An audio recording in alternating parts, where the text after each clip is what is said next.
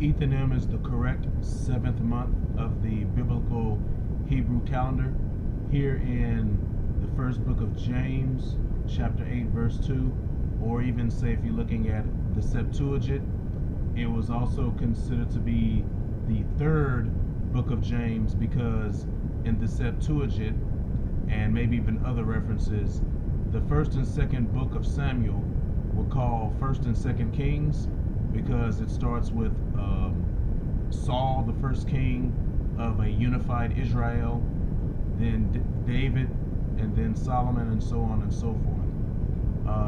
So whether if you're looking at it as the first book of Kings, as it would be commonly known, or the third book of Kings, as you would see in the Septuagint. And there's even a possibility that the whole King series of all the king time period of Israel, whether if it was the joint kingdom or the divided kingdom, was one entire book or work.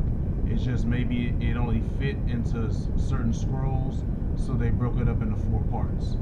But here we're going to read, it says, all the men of Israel assembled themselves to King Solomon at the feast in the month Ethanim, which is the 7th month. So there you have it. That's straight from the Bible. So you're not going to see any names that come from the so-called Jews of the Babylonian Talmud that allegedly were used after the Babylonian, Neo-Babylonian captivity. And you're certainly not going to see the names that are used by some Greco-Roman, Gregorian, Eurocentric calendar. So we know that the 7th month of the year, the biblical Hebrew year that starts in the month of Abib that we're supposed to observe, is the true 7th month of the biblical calendar. So that's 4 names that we have. We have the first month, Abib. We have the second month that we're in right now, Ziph or Ziv. We have the 7th month, Ethanim, and then the 8th month is Bull.